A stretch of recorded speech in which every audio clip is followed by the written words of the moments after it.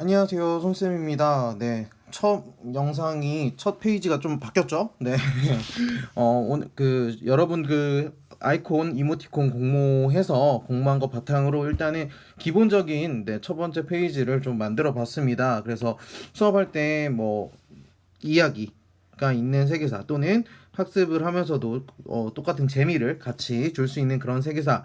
그래서 제목은 여러분들이 제목 공모에서는 좀 얘기를 안 해주셔가지고 그냥 쌤이 한번 만들어봤어요. 괜찮은가요? 네, 세계사 윗손 쌤이라고 해가지고 네, 한번 올해 이렇게 한번 수업을 한번 해보려고 합니다. 그래서 잘 보시고 아마 이거 영상의 첫 아마 페이지는 요걸로 계속 가지 않을까 싶어요. 네, 그렇게 잘 이해해 주시면 될 것 같습니다. 그렇다면 오늘은 대주제 1 그리고 인류의 출현과 문명의 발생 중에서 우리 지난 시간에 인류를 봤다면 이제 이번 시간에는 이 문명에 대해서 이야기를 할 겁니다. 2차 시가 여러분들 지금 학습지를 보더라도 굉장히 많은 페이지를 할애해서 설명을 하고 있기 때문에 한 3페이지 정도 되죠. 그래서 오늘은 차시를 좀 끊어서 2-1 차시라고 보시면 될 것 같아요. 2-1 차시 2-1차시라고 보시면 되겠고요. 오늘은 그 중에서 메소포타미아 문명과 그다음 이집트 문명까지 한번 살펴볼 겁니다. 오늘도 어김없이 성취 기준을 살펴보면 세계 여러 지역에 탄생한 문명의 내용을 조사해서 공통점과 차이점을 설명한다라고 되어 있습니다. 즉, 문명이 공통적으로 가지고 있는 공통점이 있을 것이고요. 그럼에도 불구하고 각 문명마다 갖고 있는 차이점들도 있을 것입니다. 그런 것들을 한번 입체적으로 한번 살펴보는 시간을 갖도록 하겠습니다. 그러면 수업 시작해보죠. 네, 첫 번째 문명의 탄생입니다. 우리가 흔히 4대 문명이라고 이야기를 합니다. 4대 문명이라고 하면은 이제 살펴보겠지만 간단하게 좀 언급을 해보면은 메소포타미아 문명, 그 다음에 이집트 문명, 그 다음에 인도 문명, 그리고 중국 문명까지 총 4가지를 이야기를 하는데 오늘은 여기에서 공통점을 먼저 살펴보는 거니까 이 4가지 4대 문명의 공통점을 한번 살펴보려고 합니다.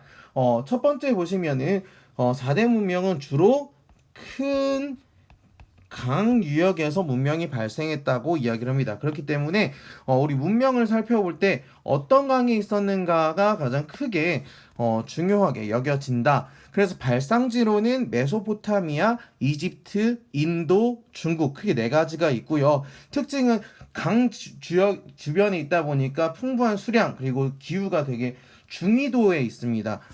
중위도에 있다는 것도 하나 체크를 해 주시면 되겠습니다. 중위도. 그 다음에 그렇기 때문에 중위도에 따뜻하고 수량이 많기 때문에 농사짓기에 굉장히 적합하고 그로 인해서 촌락과 도시가 성립되는 그런 시스템이었다. 그런 구조였다라고 보시면 되겠고요. 사회 변화 같은 경우에는 물을 이제 끌어다 쓰는 관계 농업이 시작이 됩니다. 물을 끌어다 쓰는 지금 농사 지을 때 뭐 저수지에서 물을 길어온다거나 해서 수로를 만들어서 쓰잖아요. 그런 것처럼 관계 농업을 통해서 물을 끌어다 쓰는데 노동력이 줄어들게 되니까 자연스럽게 생산력이 증대되고 인구가 증가하는 추세를 보입니다. 그리고 두 번째는 청동제 무기를 쓰다 보니까 전쟁이 일어난다. 그렇기 때문에 국가가 발달한다라고 보시면 되겠고요. 세 번째로는 교통수단이 발달하면서 수레나 배 등을 사용하며 교역이 증진되는 모습을 보이게 됩니다. 그리고 네 번째는 문자가 만들어짐으로 인해서 문자로 기록을 할 수 있는 역사 시대로 이제 진입을 한다는 게 특징이라고 볼 수 있고요. 마지막 5번째로는 사유재산, 내가 개인적으로 가질 수 있는 재산이 만들어지니 직업도 만들어지고 계급도 만들어지고 그로 인해서 아까 본 것처럼 국가라는 제도가 출현하게 되더라라고 여러분들이 보시면 되겠습니다. 지도를 보시면 충분히 이해하실 수 있을 텐데 요 사이에 북위 20도부터 40도 우리 한국지리 하는 친구들은 아마 위도나 경도 이런 것도 공부했을 텐데 20도에서 40도 사이에는 좀 따뜻한 기후, 온대 기후라고 이야기합니다. 그러면서 나일강, 유프라테스, 티그리스강, 인더스강, 황허강 중심으로 하는 이런 문명들이 발생했더라라고 여러분들이 생각하시면 되겠습니다.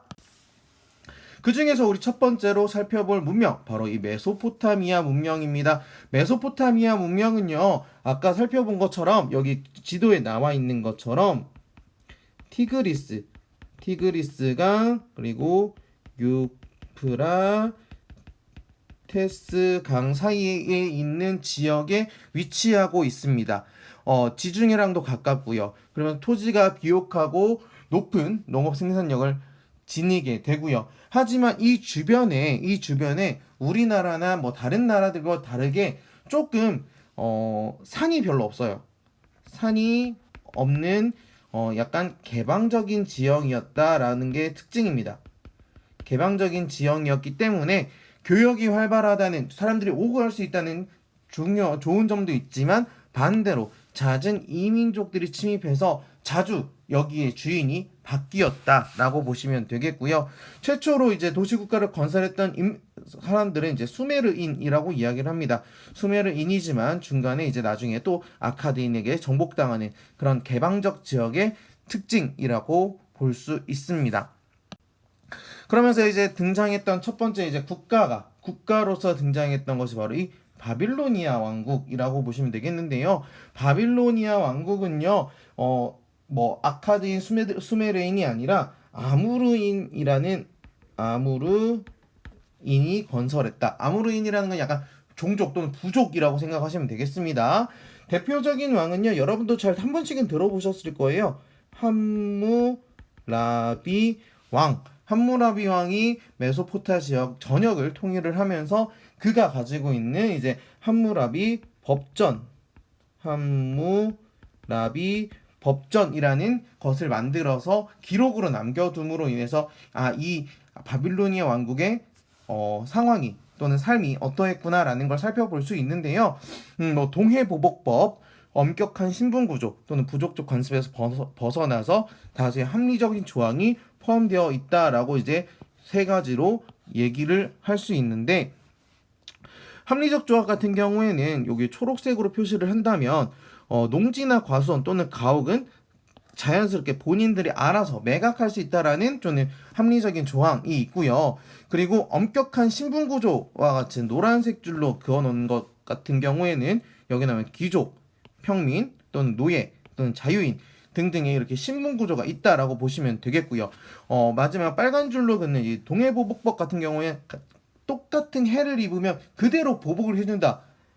여기 나와 있죠. 자유인의 눈을 뺀 자는 그의 눈을 뺀다라는 것처럼 내가 손해를 입었으면 그 똑같은 손해를 보복해주는 그런 조항이 있다라는 것이 이 바빌로니아 왕국의 특징, 삶의 모습이었다라고 여러분들이 살펴보시면 되겠습니다. 넘어갈게요. 그래서 바빌로니아 왕국의 정치는요, 왕이 최고의 제사장이자 그 전사라고 이야기를 합니다. 왕이 앞서서 백성들에게 제사를 지냄으로써 뭐 종교적인 지배자의 역할도 하면서도 전쟁 시에는 앞에서 나가는 전사라고 볼 수 있고요. 그러다 보니까 정치도 제사도 함께 하다 보니 신권 정치라는 의미를 가집니다. 신권 정치를 통해서 나라를 이끌어 갔다라는 게 이제 바빌로니아 왕국의 특징이라고 볼 수 있겠고요. 문화 같은 경우에는 여기 나와 있는 것처럼 뭐 태음력, 우리 뭐 양력과 음력 얘기하잖아요. 아마 엄마나 여러분 부모님이나 이제 조부모님 같은 경우에는 음력 생일을 지내시는 분들도 계실 텐데, 그런 식으로 음력 나와 있고요. 숫자의 개념이 60진법이었다라는 게 특징입니다. 그리고 쇠기 문자라는 문자를 건설하기도 하고요. 여기 나와 있는 아래 사진으로 나와 있는 것처럼 지구라트라는 이런 신전을 만들어서 움직이기도 하고요. 그리고 현세적 성격, 지금 당장의 삶을 이제 원하는 그런 다신교, 그리고 또는 점성술이 발달해서 이런 것들을 알 수 있는 것이 대표적인 게 이 길가메시 서사시인데요. 여기 나와 있습니다. 길가메시는요, 그 왕인데요. 왕이 친구의 죽음을 보고 되게 삶이 더덥다 하면서 방황하다가 이 길가메시 서사시 요 대목은 이제 어떤 여인이 이 길가메시에게 전해주는 그런 스토리입니다. 한번 읽어보면은요. 길가메시여, 당신은 생명을 찾지 못할 것입니다. 신들이 인간을 만들 때 인간에게 죽음도 함께 붙여 주었습니다. 생명만 그들의 보살피도록 남겨두었지요. 그러니까 좋은 음식으로 배를 채우십시오. 밤낮으로 춤추며 즐기십시오. 당신의 손을 잡아줄 자식을 낳고 아내를 당신 품 안에 꼭 품어주십시오. 왜냐하면 이 또한 인간의 운명이니까요 라고 얘기합니다. 그러니까 지금 당장에 살 수 있는, 지금 당장에 내가 잘 살고 내 가족을 위하고 이런 것들에 충실해라. 왜냐하면은 약간 그런 것들도 있을 것 같아요. 지형이 개방적인 지형이다 보니까 당장 죽어서 내가 어떻게 죽을지도 모르고 내가 어떻게 살지도 모른다. 그런 생각을 하다 보니까 지금 당장 잘 사는 그런 것들을 원하는 삶을 살지 않았을까라는 생각을 한번 해봅니다. 여러분들의 생각은 어떤지 한번 나중에 한번 이야기를 나눠보도록 하죠. 넘어갈게요. 그리고 나서 이제 이집트 문명, 두 번째 이집트 문명은 살펴보도록 합시다. 이거 자꾸 말이 급해지다 보니까 막 어버버버버 하네요. 좀 이해해 주시기 바랍니다. 자, 이집트 문명 여러분들 잘 알고 있죠? 이집트는 어디에 있어요? 아프리카에 있죠. 아프리카에 있습니다. 참고로 메소포타미아 지역 같은 경우에는 지금으로 따지면 중동 지역이라고 보시면 되겠습니다. 그렇기 때문에 지리상으로도 이 문명이 어디에 있구나라는 거를 잘 한번 기억해 주시기 바랍니다. 자, 이집트 문명 같은 경우는 무슨 강이 있죠? 여기 나와 있죠? 네, 여러분 지도에 나와 있는 것처럼 바로 나일강.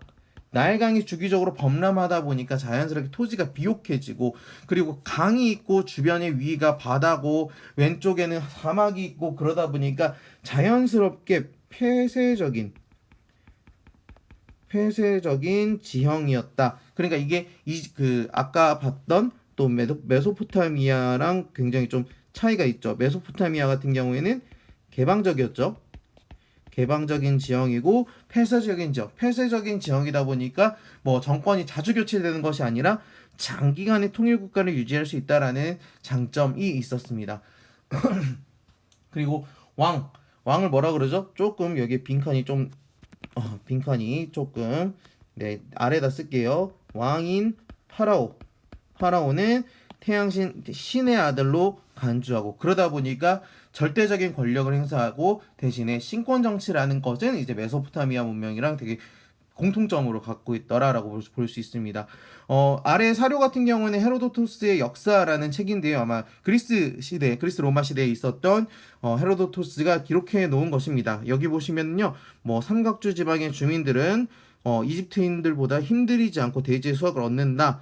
땅을 파낼 필요도 없고요. 강물이 저절로 경작지까지 흘러넘친 후에 다시 돌아가기 때문에 거기에서 비옥한 토지의 힘으로 인해서 농사를 지을 수 있다라는 식의 설명이 나와 있다라고 보시면 될 것 같습니다. 넘어갈게요. 그러다 보니까 문화 똑같이 신은 여러 명입니다. 그리고 영원 불멸과 사후 세계를 가지고 있는데요. 그래서 뭐 여러분들 아시다시피 여기 뒤에 있는 뭐 피라미드 또는 뭐 미라, 그리고 또는 스핑크스, 또 하나 더 얘기하자면 요 아래에 있는 그림 사자의 서라는 여러 가지 이제 그 신과 관련된 사후 세계와 관련된 여러 가지 창작물 또는 이제 유물 같은 것들이 남아 있습니다. 그리고 두 번째로는 파피루스라는 종이를 가지고 글씨를 기록을 했고요. 메소포타미아의 쐐기 문자와는 다르게 상형 문자를 사용했었다라는 것이 특징입니다. 그리고 메소포타미아 문명이랑 계속 비교를 하면서 얘기하자면 태양력을 쓰고요, 십진법을 쓰고요, 그리고 천문학과 측량술, 그리고 기하학이 발달하는데 측량술과 기하학이나 또는 천문학이 발달하는 거는 뭐 나일강이 범람하기 때문에 그 범람의 시기를 맞춘다거나 그러면서 어떻게 농사를 지을 것인가 등등 그런 것들을 이제 고려하고 기록하다 보니까 이런 것들이 만들어졌다라고 보시면 되겠고요. 요게 바로 이제 사자의 서라는 이제 그 유물입니다. 죽은 사람이 뭐 무게를 매단다거나 그러면서 이제 심판을 받는다거나 이런 것들 그림을 그리고 있는 건데요. 아래 보시면은요, 너의 마음과 깃털을 나란히 저울에 매달고, 그리고 저울질은 죽은 사람의 의사인 아누비스가, 그리고 결과는 신들의 서기관인 토트가 기록한다라고 얘기하면서, 아까 그 우리 길가메시 서사시와는 조금 다르죠. 이거는 조금 현세적이라기보다는 내세를 기원하는, 조금 색깔이 이러니까요. 색깔이 이러니까 좀 지워서 다시 한번 쓰면은요. 네. 색깔이 지워서 다시 한번 다른 글씨로 쓰면은 약간 내세를 기원하는 내세적인 종교였다. 죽어서도 뭔가의 사후 세계가 있다라고 생각하는 종교였다라고 볼 수 있습니다. 그런 것들이 이제 메소포타미아와 나의 그 이집트 문명의 차이점이라고 보시면 될 것 같습니다. 네, 그리고 나서 요것도 하나 더 만들어졌네요. 맨 마지막에는 선생님이 한 장 요약이라 그래가지고 이 차시에 대한 내용이 어떻게 정리되는지를 간단하게 한번 정리를 해서 보여드리려고 합니다. 첫 번째로 얘기하면 우리 문명에 대한 얘기를 했죠. 문명 어떤 특징이 있었나요? 그렇죠. 큰 강유역이었고요. 그 다음에 중위도 지역이다 보니까 날씨 좋고, 그 다음에 생산력이 좋고, 그러다 보니까 농경 사회였다. 그러다 보니까 그로 인해서 국가가 만들어지게 되고요. 그래서 뭐 청동제 무기라든지 그러면서 국가가 만들어지더라. 그래서 메소포타미아, 그다음에 이집트, 그다음에 인도, 그다음에 중국, 이렇게 네 개 문명이 만들어지는데, 그리고 나서 이제 등장했던 문명들이 바로 이제 메소포타미아와 그 다음에 이집트 문명이 각각이 나와 있었다라고 볼 수 있겠죠. 그래서 메소포타미아 문명 같은 경우에는 굉장히 개방적이었다. 그렇기 때문에 조금 뭐 현세적인 종교, 그 다음에 태음력을 쓰더라. 뭐 물론 뭐 60진법 같은 것들이 있었겠고요. 그 다음 이집트는 요거랑 반대죠. 조금 폐쇄적인 지역, 그 다음에 그러니까 내세까지 기원할 수 있더라 라는 특징, 그리고 태양력을 쓰고요. 그리고 10진법을 사용했다. 하나만 더 얘기하자면 여기는 상형 문자, 그 다음에 여기는 쐐기문자라는 특징이 있습니다. 이런 식으로 좀 차이점 기억해 주시고요. 특히 메소포타미아 같은 경우에는 함무라비 법전, 그 다음에 이집트 같은 경우에는 뭐 사자에서 같은 기록물이 남아있다라는 식으로 여러분들이 정리하시면 될 것 같습니다. 네, 절반 정도 했는데도 굉장히 할 얘기가 많죠. 간단하게 정리한다고 하더라도 또 할 얘기가 좀 더 많습니다. 다음 시간에 이제 인도 문명이랑 중국 문명 볼 텐데요. 그런 것들도 한번 같이 잘 정리해서 2차 시일 정리하자 하는 것이 곧 1단원이 마무리가 된다라는 거겠죠. 그런 것까지 여러분들 잘 생각하시고 영상 계속 팔로우 해주셨으면 좋겠습니다. 네, 그럼 오늘 수업 여기까지 하도록 할게요. 고생하셨습니다.